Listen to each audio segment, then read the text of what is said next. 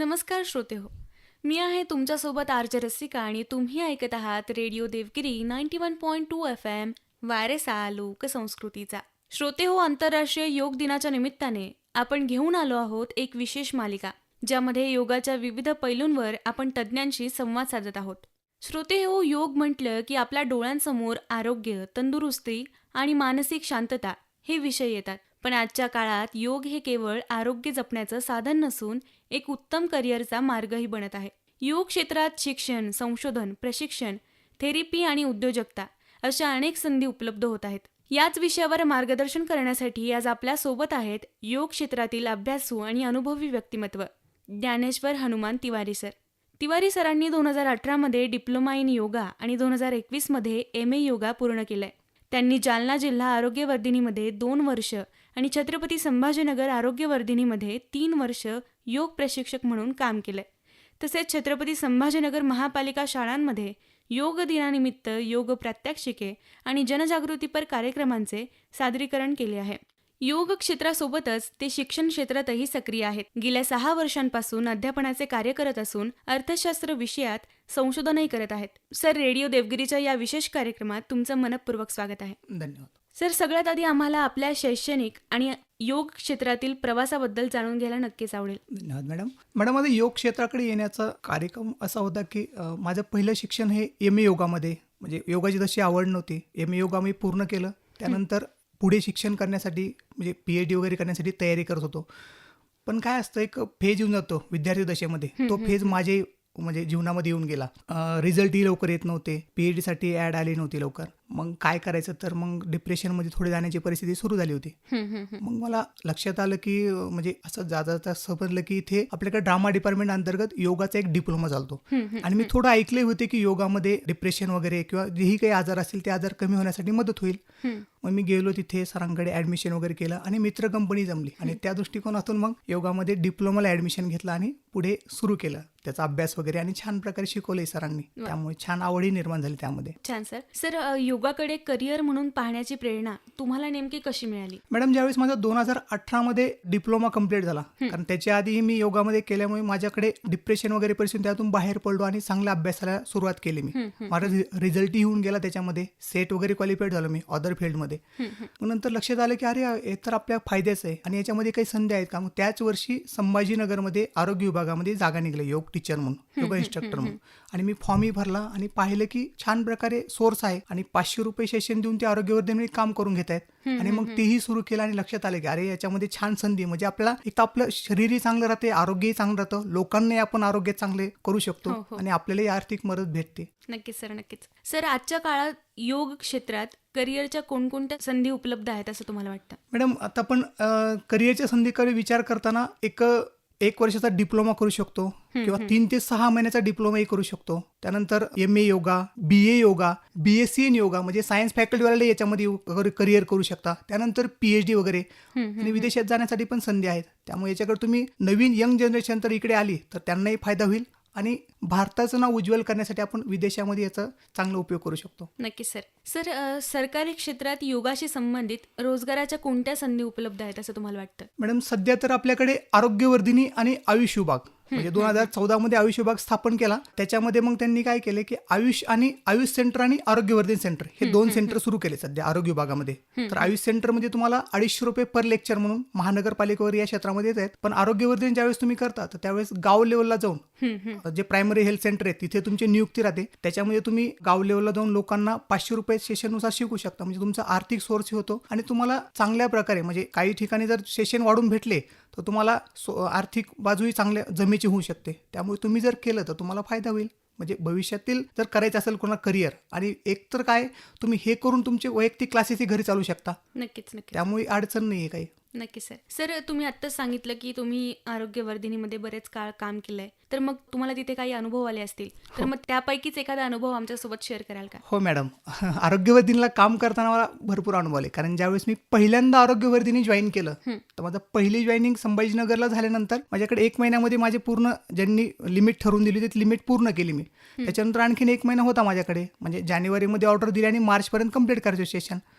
मग 2 महिने काय करायचं, तर मी काय केलं त्या काळात काळामध्ये मी फुलंब्री साईडला जॉईन केलं आणि मग सकाळी मी 5 वाजता निघायचे इथनं. थंडीचे दिवस होते खूप. मग सकाळी 5 वाजता निघाल्यानंतर जवळपास गावामध्ये जाणं, तिथले आशा वर्कर वगैरे यांना बरोबरती घेणं, लोकांना जमवणं. मला पहिले 10 दिवस काही अडचण आली. लोकांनी नवीन वाटलं लोकांना की काहीतरी वेगळं आहे बाबा, लोक यायला तयार झाले. पण जसंही मग दुसऱ्या वेळेस, कारण एका गावामध्ये माझ्या 2 किंवा 3 राऊंड होत होते जाण्यासाठी, दुसऱ्या एका राऊंड मध्ये लोकांची मानसिकता राहत नव्हती येण्याची. त्यांना आपण सांगितलं योगा तुमच्या फायद्याचा आहे, शरीरासाठी, आरोग्यासाठी. त्यांचं एकच म्हणणं होतं की आम्ही शेतामध्ये काम करू त्यामुळे आम्हाला योगाची गरज नाहीये. पण त्यांना हेही सांगितलं की आता असं काही नाही तुम्ही शेतामध्ये काम करता म्हणून शरीराला गरज नाही. मानसिक आजार कमी होऊन जातात तुमच्या, कारण आज ग्रामीण भागामध्ये भरपूर प्रमाणामध्ये लोकांना मानसिक आजाराने ग्रासले. तुमच्याकडे बीपी, शुगर याचे आजार वाढलेत, अटॅकचं प्रमाण वाढले. यासाठी योग उपयोगाचा आहे. आणि होतं काय की ज्यावेळेस आपण काम करतो, काम करताना सिस्टम थोडी वेगळी आपली. कारण ज्यावेळेस आपण रिपोर्ट वगैरे जमा करून टाकायचो, त्यानंतर बजेटच्या वेळेस म्हणजे आमचं जे मानधन राहतं ते मानधन येण्यासाठी मला पहिल्या वर्षी खूप त्रास झाला. म्हणजे मी काम केलं, मार्चमध्ये जमा करून टाकलं, मला जवळपास 3 ते 4 महिने माझं मानधन येण्यासाठी लागलं. म्हणजे पुढच्या वेळेस करायचं की नाही हा विचार माझ्यासमोर होता. आणि लोकांचे काही जागेवरती सपोर्ट भेटला, पण आरोग्यवर्धीमध्ये कर्मचारी जे आहेत तिथले लोकांनी छान सपोर्ट केला. पण काही लोक असतात प्रत्येकाकडे सगळ्या जमेच्या बाजूने येत. बरोबर सर. आजच्या काळात महाविद्यालय, शाळा आणि कॉर्पोरेट क्षेत्रात योग प्रशिक्षकांची मागणी वाढत आहे, याबद्दल तुमचं काय मत आहे? मॅडम, आता काय एकतर आपले जीवनशैली बदलली आहे पूर्ण. म्हणजे आपण बघतोय की जुन्या काळामध्ये आजी आजोबा यांना जर विचारलं तर साधे बीपी, शुगर या गोष्टी लांब होत्या, पण साधे ऍसिडिटी त्यांना माहित नव्हती. कारण सकाळी 4 वाजता उठणं, दळण दळण्याचं काम करणं, पाणी आणण्याचं काम करणं, आज सगळ्या गोष्टी घरी झाल्यात. म्हणजे तुम्हाला ऑटोमॅटिक घरी सगळं फक्त बटन दाबायचं काम आहे. तुम्हाला दळण्याचं म्हणजे मिक्सरचं डायरेक्टली काम आहे. म्हणजे तुमच्या शरीराला कुठलाही व्यायाम नाहीये, त्यामुळे आजार वाढत चाललेत. पण तुमच्याकडे काय होतं पहिलं की आपण डाळ करायचो मुगाची वगैरे, तुरीची डाळ. आज ती कोणी खाण्यासाठी नको म्हणते. का? कारण ऍसिड वाढते. पण याचं रिझन लक्षात घ्या ना. ज्यावेळेस आपण डाळ करायची घरचे आजी आजोबा, आम्ही पाहतो लहान होतो आम्ही, तर त्यावेळेस त्यांनी डाळ वगैरे केल्यानंतर चुलीवरती करायचे आणि ते भांड्यामध्ये वगैरे करायचे. मग ते तवंग राहील, त्याचा तवंग पूर्ण बाहेर काढायचे. त्यामुळे ऍसिडिटीचं प्रमाणच राहत नव्हतं. पण आज काय झालं, आपल्याकडे मिक्सर, कुकर वगैरे या गोष्टी आल्यात. त्याच्यामध्ये काय झालं, मिक्सरमध्ये ज्यावेळेस आपण करतो त्यावेळेस ते बाहेर निघालं त्याला वावच नाही, मग ते तसंच आपल्या पोटामध्ये जाते आणि ते वाढत चाललंय. आणि काय झालंय आता लहान मुलांना सकाळी ट्युशन, म्हणजे आपले शाळेचे प्रकार त्यावेळेस वेगळा होता. म्हणजे 10 वाजता शाळेमध्ये जायचं. आता सकाळी लहानपणापासून UG, PG ते LKG, UKG वगैरे सगळ्या गोष्टी चालतायत. मग लहान मुलांना एवढं टेन्शन वाढत चाललंय. तिथून आल्यानंतर परत अभ्यास आणि स्पर्धेमध्ये टिकून राहायचे. म्हणजे आई वडिलांची जास्त अपेक्षा की माझ्या मुलाने हे केलं पाहिजे, 90%, 95%, 100% मार्क्स घेतले पाहिजे. परंतु काय होतं, मुलांची मानसिकता आपण विचार करत नाही. मग होतं काय की डिप्रेशनमध्ये जाणं, लठ्ठपणा वाढणं, कारण एकाच जागेवरती बसून अभ्यास करायचंय, मोकळा वेळ नाही, ग्राउंडवरती जायला वेळ नाही त्यांना. ह्या गोष्टी आपण त्यांना फ्रीडम दिलं पाहिजे. म्हणून शाळेमध्ये, प्रत्येक शाळेमध्ये, कॉलेजमध्ये योग शिक्षक जर राहिला तर मुलांना मानसिक त्रास कमी व्हायला मदत होईल, आजार कमी होतील, लठ्ठपणा कमी होईल, बॉडी चांगली फ्लेक्झिबल राहील.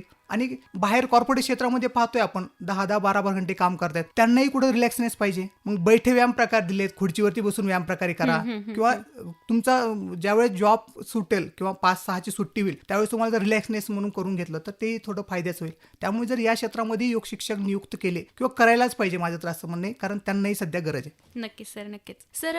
योग आणि आरोग्य पर्यटन या क्षेत्रात भविष्यात किती संधी दिसतात? म्हणजे आजकाल आपण बघतो की या संदर्भात बरेच टुरिस्ट आपल्याकडे येतात, तर मग यात पुढे संधी काय काय आहेत? मॅडम, पर्यटन क्षेत्र आपल्याकडे आता वाढत चाललंय भारतामध्ये. म्हणजे पूर्वी त्या प्रमाणामध्ये नव्हतं, पण आता बऱ्याच प्रमाणात पर्यटन क्षेत्र वाढत चाललंय. पर्यटन क्षेत्राचा विचार करताना आपण योगाला त्याला जर जोडलं तर आपला आणखीन फायदा होईल. कारण योगामध्ये ज्यावेळेस लोक येतात ते सगळ्या गोष्टी करून त्यांनी अभ्यास करून केलेला आहे. पण जर त्याचा फायदा हा करून घेतला की योग टीचर आहे, योग टीचरने मग आपल्याकडे चांगल्या पद्धतीने ट्रीटमेंट करणे, कारण जे बाहेरचे लोक आहेत त्यांना अट्रॅक्ट करण्यासाठी योगा करू शकतो. कारण आज भारतीय योग कुणी, म्हणजे मी डिप्लोमा केला, मी भारतामधून केलाय, मी भारतीय, तर मला बाहेर विदेशामध्ये चांगल्या प्रमाणात डिमांड आहे. का? कारण भारताने देण दिली ती. जवळपास 5000 वर्षापूर्वी आपण ऋषीमुनींनी आपले योग दिले आपल्याला, आणि त्याचा प्रचार प्रसार करण्याचं काम आपण करतोय. म्हणजे आणि त्यामध्ये काय, मग पर्यटन क्षेत्राचा विचार करताना आपण योग प्रशिक्षण आणि योग मार्गदर्शन हे देण्याचा प्रयत्न करूया. वेलनेस कन्सल्टंट म्हणून सध्या ऑपॉर्च्युनिटी आहे तिथे.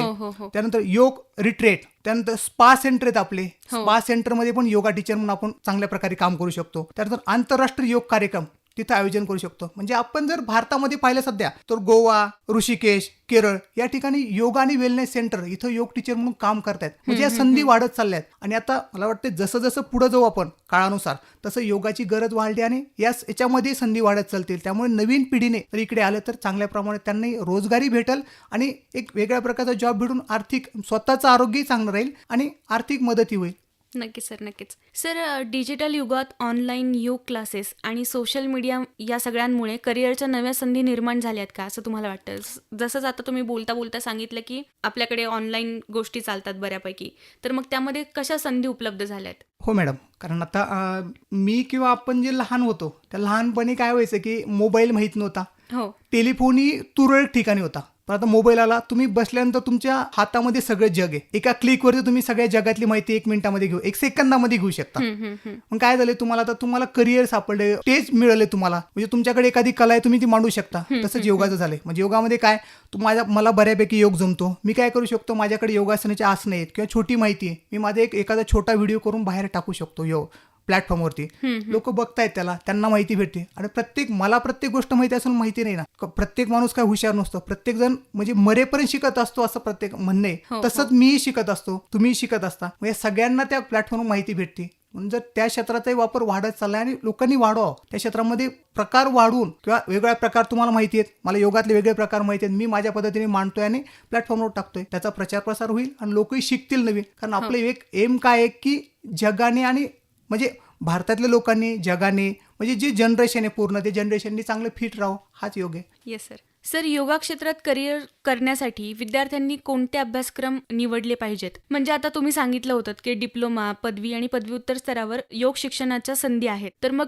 बेस्ट इन्स्टिट्यूट कोणतं आहे हे सगळे अभ्यासक्रम करण्यासाठी? पण बेस्ट इन्स्टिट्यूटमध्ये जर आपण विचार केला तर आपल्याला बेंगलोरचे एक स्वामी विवेकानंद योग अनुसंधान संस्था म्हणून, त्याला सध्या यस व्यासा म्हणून प्रसिद्ध आहे. म्हणजे तुम्ही इथे जर प्रशिक्षण घेतलं तुम्हाला ऑल जगामध्ये कुठेही मान्यता आहे. आणि याचं एक प्लस पॉईंट हा आहे की नॅकने मान्यता दिलेलं प्रमुख विद्यापीठ म्हणून ही मान्यता आहे.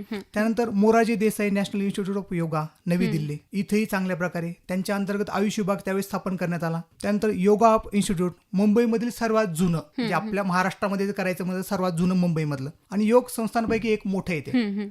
त्यानंतर कैवल्यधाम लोणावळा पुणे, इथेही तुम्ही चांगल्या प्रकारे करू शकता. कारण याचा फायदा हा आहे, ज्यावेळेस तुम्ही ऑथेंटिक प्रकारे कराल त्यावेळेस तुम्हाला त्याचा फायदा भेटेल. नाही ते काय होतं, आपण करतोय डिप्लोमा वगैरे करतोय पण त्याचं पुरेपूर ज्ञान आपल्याला नाहीये. आणि योग असं आहे की योगामध्ये तुम्हाला जेही कराल ते कमी प्रमाणामध्ये, म्हणजे तुम्हाला काय करायचंय की तुमच्या आरोग्याचा पूर्ण अभ्यास करायचा आहे शरीराचा. आणि योग करताना तुम्ही काय करता, योग म्हणजे तुमच्या मनाचा आणि तुमच्या शरीराचा एक मिलाप करताय. तुमच्या शरीराचाही अभ्यास पाहिजे, म्हणजे अॅनाटॉमी त्याच्यामध्ये येऊन जातोय. आणि तुमच्या शरीराचाही अभ्यास, म्हणजे शरीर आपल्या ऋषी मुनींनी सांगितलेला योग, मग ऋग्वेद, म्हणजे जेवढे योग आहेत, जेवढे वेद आहेत त्या वेदामध्ये तुमचा अभ्यास दिलेला आहे. त्यानंतर तुमच्या ग्रंथामध्ये पण योगांचा आलेला आहे. म्हणजे एनी टाइम महाभारतामध्ये ज्यावेळेस युद्ध थांबलं होतं त्यावेळेस कृष्णाने पण अर्जुनाला सांगितलं की योगाच्या भाषेमधून सांगितलं की तुला तुझं कर्म आहे तुला करत राहणं, या गोष्टी त्यांनी सांगितल्या. मग हे 4 इन्स्टिट्यूटमध्ये तुम्ही जर केलं प्रॉपरली, तसं मग मुक्त विद्यापीठ आहे तुमच्याकडे YCMA, तिथे तुम्ही करू शकता.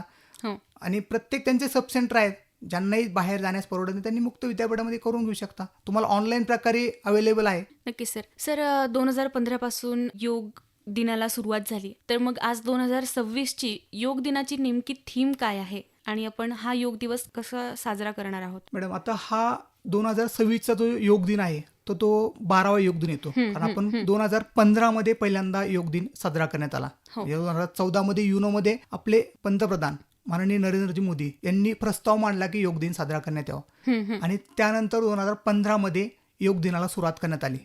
तेव्हापासूनचा आतापर्यंत 2026चा, तर आता हा 12वा योग दिन आहे. आणि प्रत्येक वर्षी आपण एक थीम ठरवतो. म्हणजे थीम म्हणजे आपण काय करतो, तो योग दिन किंवा कुठलाही दिन साजरा करताना त्याचे काहीतरी एक स्पेसिफिक रिझन ठेवतो किंवा टार्गेट ठेवतो आणि टार्गेटनुसार करतोय. तर यामध्ये करताना आपल्याला या 2026ची जी थीम आहे निरोगी वृद्धत्वासाठी योग, म्हणून यानुसार आपण आता हे 2026चा योग दिन साजरा करतोय.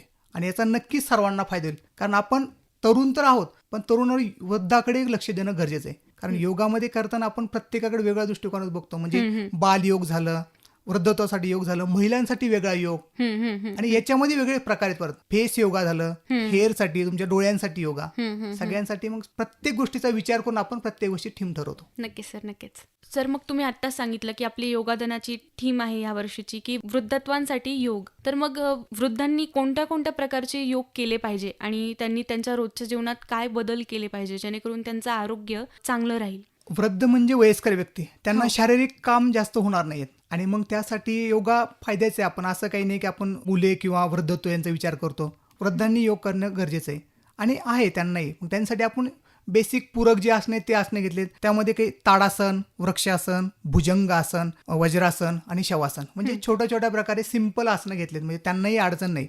आणि सर्वात महत्वाचं, यांना प्राणायामाची गरज आहे वृद्धांसाठी. म्हणजे काय, अनुलोम विलोम प्राणायाम, भ्रामरी प्राणायाम, दीर्घ श्वसन. कारण काय होतं, आपण आपला अनुभव घ्यायचा आहे, स्वचा अनुभव घेण्यासाठी तुम्हाला प्राणायामाची गरज आहे. फक्त काळजीही घ्यायची, आपले कुठे ऑपरेशन वगैरे झालं नाही किंवा मोठी एन्जिओडी वगैरे झाली नाही, या गोष्टी करून करायची. आणि योग करायचा कधी, तर सकाळी रिकाम्या पोटी केल्यानंतर सगळ्यात फायदेशीर.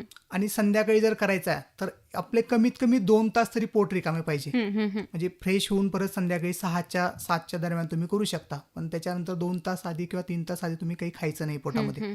वृद्धांनी ही काळजी घ्यायची की आपण रेग्युलरली योगा प्राणायाम करायचा आहे. कारण का, हे जे आसनं सांगितले छोटे छोटे तेवढे केले तरी चालेल, कारण आपलं शरीर असं तशा प्रकारे म्हणजे सपोर्ट करत नाही.